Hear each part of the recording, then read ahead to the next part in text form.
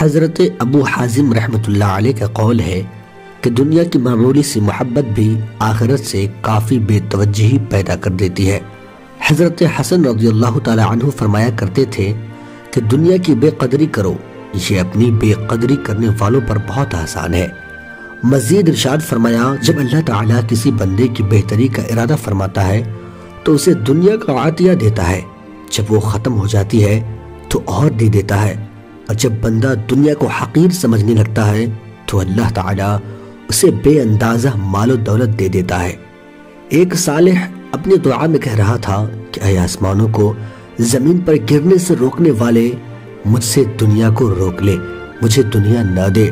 جناب محمد بن المکندر رحمۃ اللہ علیہ کا قول ہے کہ قیامت کے دن ایسے شخص بھی ہوں گے جنہوں نے زندگی کے دن روزوں میں اور راتیں عبادت میں گزاری ہوں گی، راہ خدا میں مال و دولت خرچ کیا ہوگا، راہ خدا میں جہاد کیا ہوگا، اور منکرات سے اپنا دامن بچایا جائے گا، مگر ان کے بارے میں کہا جائے گا یہ وہ ہے جنہوں نے رب کی حقیر کردہ چیز کو بہت بڑا سمجھا تھا اور رب کی باعظمت چیزوں کو انہوں نے حقیر سمجھا تھا۔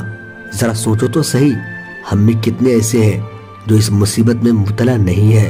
یہ بات بالکل آج کے مسلمانوں پر فٹ بیٹھتی ہے۔ حضرت ابو حازم رحمۃ اللہ علیہ کا قول ہے کہ دنیا اور آخرت دونوں کے حصول میں دشواریاں ہیں، فرق یہ ہے کہ آخرت کے حصول میں آپ کسی کو مددگار نہیں پائیں گے، مگر دنیا کے حصول میں جب بھی کسی چیز کی جانب ہاتھ بڑھاؤ گے تو دوسرے بدبخت کو اپنے سے پہلے موجود پاؤ گے۔ حضرت ابو ہریرہ رضی اللہ تعالی عنہ سے مروی ہے کہ اللہ تعالیٰ نے جب سے دنیا کو پیدا کیا ہے وہ زمین و آسمان کے درمیان پرانے مشکیزے کی طرح لٹکی ہوئی ہے اور اسی طرح قیامت تک لٹکی رہے گی۔ جب وہ اللہ تعالیٰ سے سوال کرتی ہے اے اللہ تو نے مجھے کیوں ناپسند فرمایا ہے، تو رب کریم فرماتا ہے اے ناچیز خاموش رہ۔ حضرت عبداللہ بن مبارک رحمۃ اللہ علیہ کا قول ہے کہ جب دنیا کی محبت اور گناہوں نے دل کو اپنا شکار بنا لیا ہے، اب اس میں بھلائی کیسے پہنچ سکتی ہے۔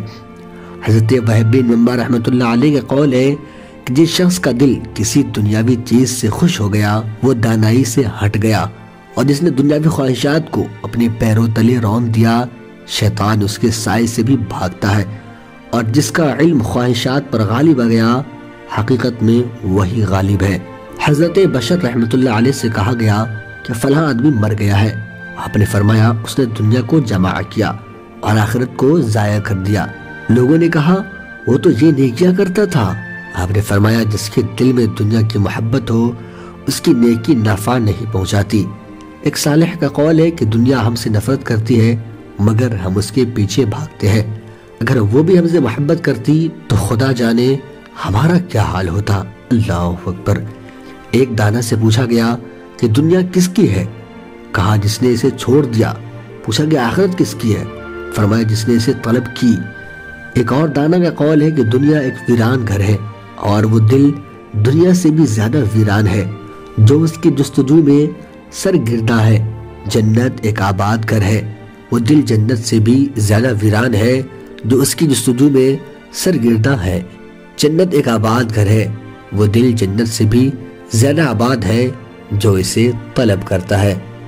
حضرت جنید رحمۃ اللہ علیہ فرماتے ہیں کہ امام شافعی رحمۃ اللہ علیہ دنیا میں حق گو انسانوں میں سے تھے۔ انہوں نے اپنے بھائی کو خوف خدا کی نصیحت کی اور فرمایا اے بھائی، یہ دنیا لغزش کی جگہ اور رسوا کرنے والا گھر ہے، اس کی آبادی ویرانی کی طرف اور اس میں رہنے والے قبروں کی طرف جا رہے ہیں۔ اس کی قلیل چیز بھی جدا ہونے والی ہے، اس کی کثرت قلت ہے اور اس کی مفلسی میں مالداری ہے۔ اللہ کی طرف توجہ کر اور اس کے عطا کردہ رزق پر راضی ہو جا۔